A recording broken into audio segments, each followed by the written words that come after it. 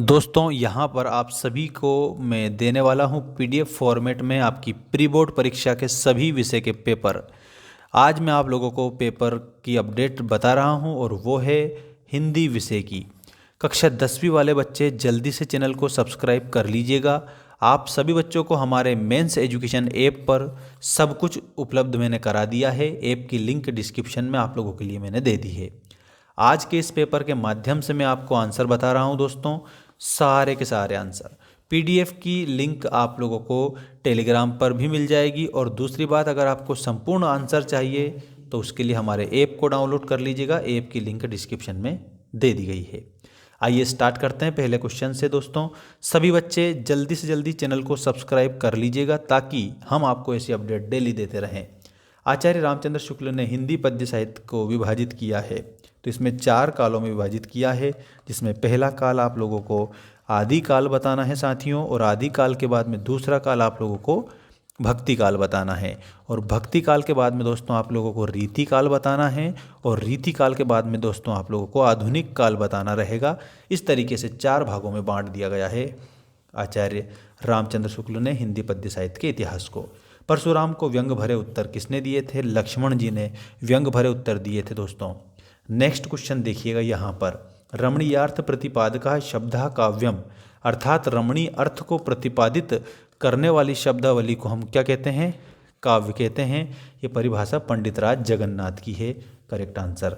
संस्कृति पाठ में न्यूटन को कहा गया है, तो दोस्तों संस्कृत मानव कहा गया है।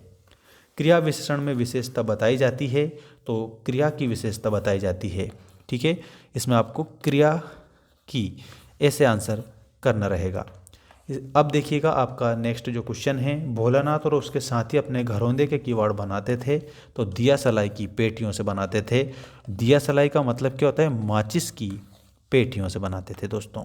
अब रिक्त स्थानों की पूर्ति कीजिए का पहला प्रश्न आपकी स्क्रीन के सामने आ चुका है। कविता फागुन की मादकता को प्रकट कर रही है, तो इसमें लिखना है अट नहीं रही। ठीक है, नेक्स्ट देखो दोस्तों, टेलीग्राम की लिंक डिस्क्रिप्शन में है, ज्वाइन कर लीजिएगा, सब कुछ वहाँ पर मिलेगा।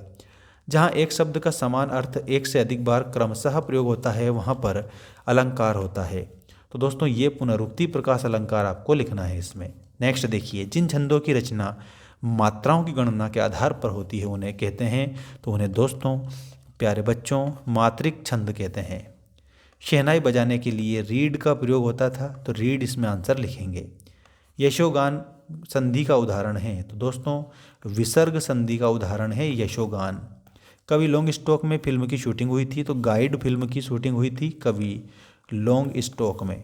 ठीक है, अगला क्वेश्चन देखिएगा, ये रहा आप लोगों का नेक्स्ट क्वेश्चन आपकी स्क्रीन के सामने। वात्सल्य और श्रृंगार रस के श्रेष्ठ कवि सूरदास को माना गया है, तो प्यारे साथियों इसमें आपको सत्य लिखना है। ऐप पर आप सभी बच्चों को पीडीएफ आंसर सहित मिल जाएंगे, तो आप सभी हमारे ऐप को डाउनलोड करके और कोर्स को जल्दी से जल्दी परचेस कर लीजिएगा। मात्र 199 में आपके 6 सब्जेक्ट का कोर्स मिल रहा है। वात्सल्य और श्रृंगार के श्रेष्ठ कवि सूरदास को माना, ये तो सही है। इसके बाद में अगला है, जहाँ किसी वस्तु या विषय का वर्णन बढ़ा चढ़ा कर किया जाए वहाँ अन्योक्ति अलंकार होता है। ये आपको असत्य लिखना है। क्यों लिखना है? क्योंकि अन्योक्ति नहीं होता है, अतिशोक्ति होता है। मन्नू भंडारी अपने भाइयों के साथ गुल्ली डंडा भी खेलती थी, बिल्कुल सही बात है, सत्य लिखेंगे। रेखा चित्र को शब्द चित्र भी कहते हैं दोस्तों, ये बात भी आप लोगों को सत्य लिखना है। राम बाजार जाता है आज्ञावाचक वाक्य है, तो आज्ञावाचक नहीं है, इसमें आपको असत्य लिखना है। हिरोशिमा भारत में है, ये भी असत्य है, क्योंकि हिरोशिमा कहाँ पर है भाइयों बहनों? जापान में है, याद रखिएगा। अब मैं आपको सही जोड़ी बनाकर बता रहा हूँ। ये आप लोगों की सही जोड़ी आपकी स्क्रीन के सामने आ चुकी है, और इसमें से एक भी छोड़ मत देना क्वेश्चन। आधुनिक कबीर, तो कवि नागार्जुन को आधुनिक कबीर के नाम से जाना जाता है। चौपाई, चौपाई में सममात्रिक छंद से आप मिला देंगे, चौपाई के आगे आप लिखेंगे सममात्रिक छंद। ठीक है, बालम खीरा, तो बालम खीरा के आगे आपको लखनऊ लिखना रहेगा सभी स्टूडेंट को। समास के प्रकार, तो समास के कितने प्रकार होते हैं? 6 प्रकार होते हैं। सबसे आगे रहने वाला, तो सबसे आगे रहने वाले को हम बोलते हैं, और वो हो जाएगा अग्रणी। ठीक है, ऊंच नीच में भई की यारी, तो जो उपजी सो भई हमारी। ये आप लोगों को इसमें आंसर लिखना है। अब स्क्रीनशॉट ले लो, ऐप को डाउनलोड कर लो, धमाल मचा देना परीक्षा में। चलिए अगला क्वेश्चन बताता हूँ मैं आपको, ये रहा अगला क्वेश्चन। कवि निराला का उत्साह गीत किसे संबोधित है? तो बादलों को संबोधित है।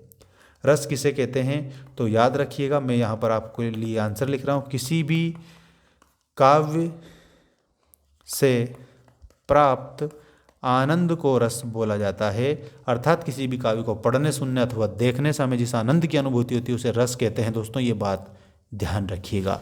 रस के 10 भेद होते हैं, थोड़ा ध्यान रखना। 33 संचारी भाव होते हैं, ठीक है। और उसके अलावा आप सभी बच्चों को रस के 4 अंग बताना रहेगा, ठीक है।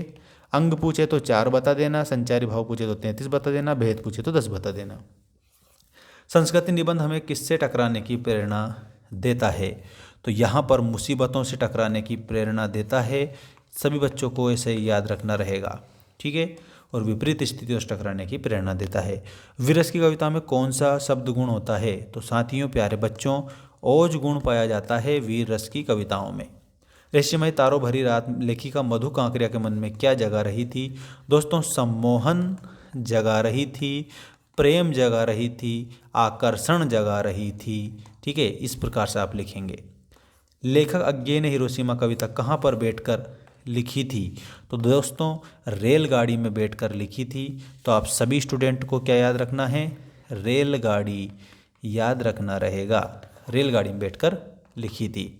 बाकी इसका पूरा PDF और इसमें के 6 PDF 6 सब्जेक्ट के अगर आपको चाहिए तो नोट्स भी मिलेगा हमारे ऐप पर। कोर्स खरीद लेना सभी बच्चे।